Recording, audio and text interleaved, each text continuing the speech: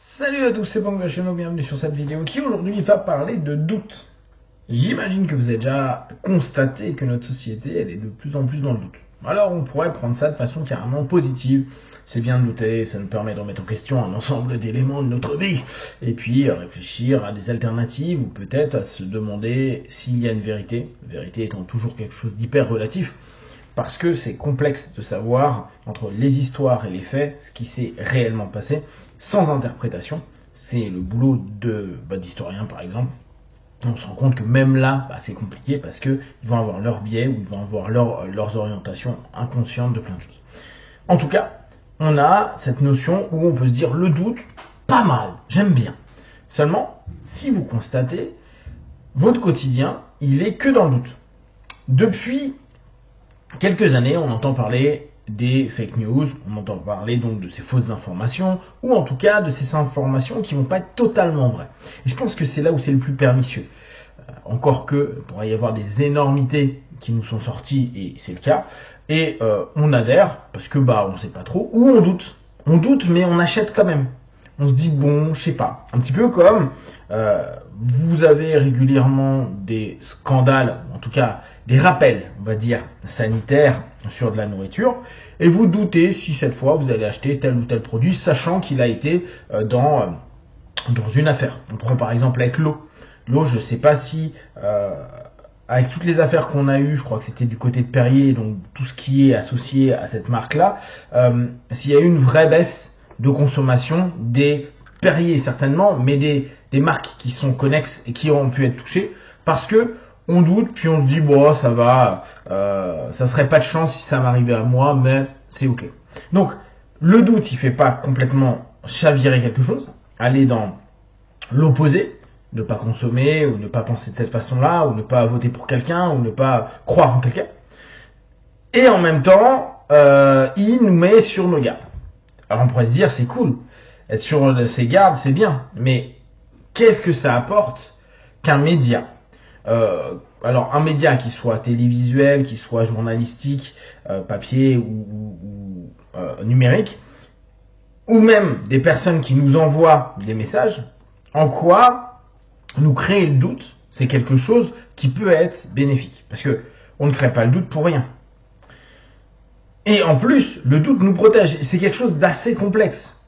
Regardez toutes les arnaques qui sont en train de se mettre en place. J'imagine que vous avez déjà lu des articles ou vu des reportages sur le fait que maintenant, avec l'IA, on peut se faire passer pour quelqu'un d'autre en reprenant la voix et le visage de personnes qu'on connaît très bien.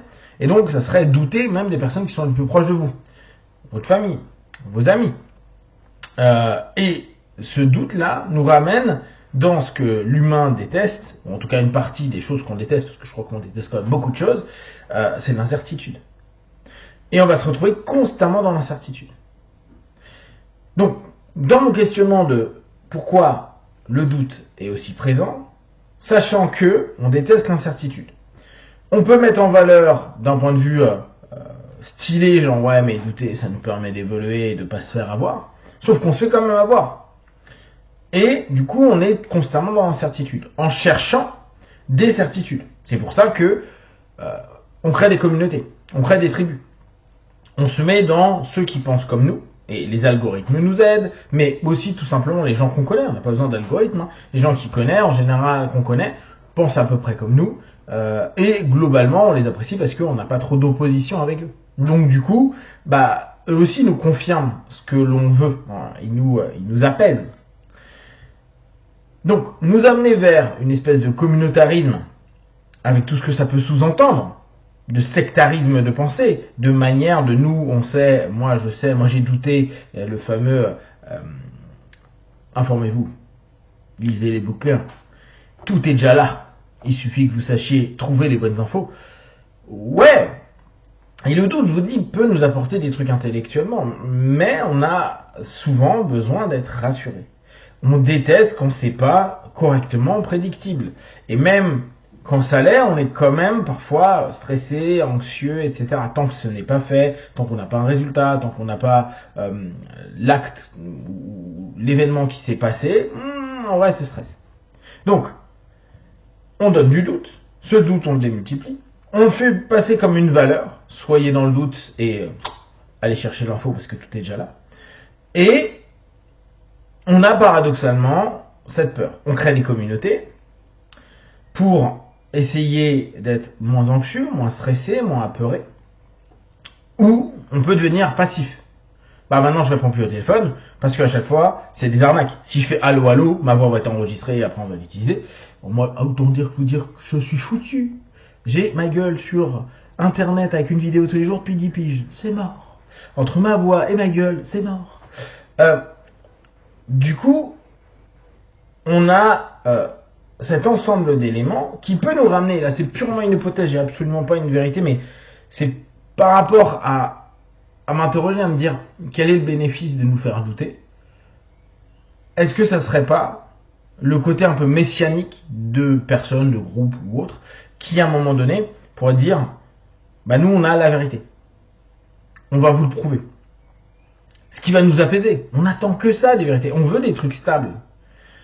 Du coup, plus je doute, mieux c'est, et plus quelqu'un affirme qu'il est dans le vrai, dans le juste, etc., plus on a de chance d'y croire. Trump est très bon pour ça. Ne vous inquiétez pas, c'est pas le seul. Là, je prends de la politique, mais on l'a dans les mouvements idéologiques, religieux, spirituels, intellectuels. On l'a avec tout le monde. Des personnes qui, d'un coup, on les met au centre de quelque chose. Ils vous affirment des choses carrées. Tu dis, lui, le mec, carré, il sait. Alors que ça peut être que des mythos, des mensonges.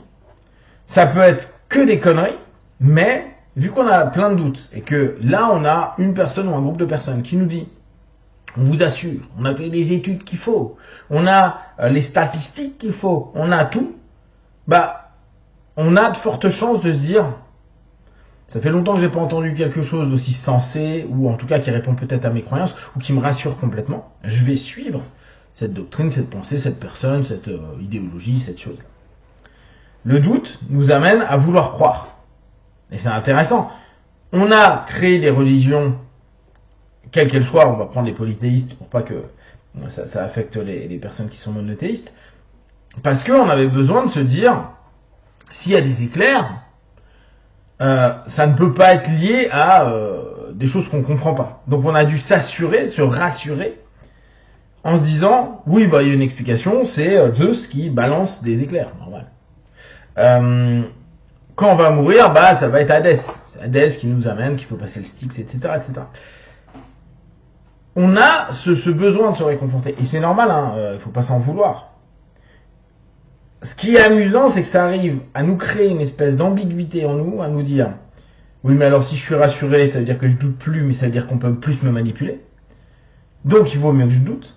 Mais en fait, ton doute va t'amener potentiellement à être encore plus manipulé parce que tu voudras avoir, je me mets dedans, un récit qui correspond à ce que tu crois déjà, ou ce que tu aimerais croire, ou ce que tu aimerais vivre, ou à la communauté dans laquelle tu es et que tu apprécies, les gens que tu découvres quand tu vas chercher la vérité. Donc le doute, il est trop cool, et en même temps, ça va être ce qui va nous amener à, paradoxalement, le plus de manipulation. De nous vis-à-vis des autres vis-à-vis de nous. D'une idée sur nous, mais en disant, non, mais j'ai ces conclusions-là, parce que moi j'ai cherché, la vérité est partout. Mais là encore, le doute disparaît à partir du moment où tu adhères à quelque chose. Du coup, le doute qui avait quelque chose de positif devient quelque chose de naze, parce que ça va juste être un vecteur d'opposition par rapport aux autres. Ouais, non, mais moi j'ai douté, donc je suis allé voir des vérités alternatives. Et c'est très possible. Le truc, c'est qu'on ne sait pas tout, et on ne saura jamais tout. Et ça nous amène à être soit, au bout d'un moment, j'adhère à quelque chose, mais j'ai une diminution du doute, et mon doute ne servira que comme une espèce de sémantique ou de rhétorique vis-à-vis des autres. Soit, je suis dans le doute constamment, mais du coup, je suis complètement instable et pas à l'aise vis-à-vis de plein de choses, et donc je risque encore plus me faire manipuler avec des personnes, ou des orientations, ou des idées, ou du marketing, qui m'amènent à m'assurer, et alors je m'en rends même pas compte que j'ai besoin de cette réassurance-là, que si j'achète ce produit, ou si je crois en telle chose, ou si je fais tel acte, il se passera des choses bien, et donc je le fais sans même m'en rendre compte, parce que j'ai besoin de diminuer mon stress interne. Gros paradoxe, je trouve très compliqué. Et on est dans une société où le doute est peut-être encore plus puissant qu'avant. Avant, on avait plus la foi en des choses, ce qui nous évite de douter. Et c'est un gros enjeu, je pense, que les politiques, les marketeurs, etc. doivent s'amuser grandement à exploiter, et que nous aussi, on doit exploiter inconsciemment avec les nôtres à certains moments. Si vous avez des questions et des remarques, n'hésitez pas. Comme d'habitude, tout ce que je propose, ne prenez que c'est bon et juste pour vous. Testez, observez, analysez et concluez. See you.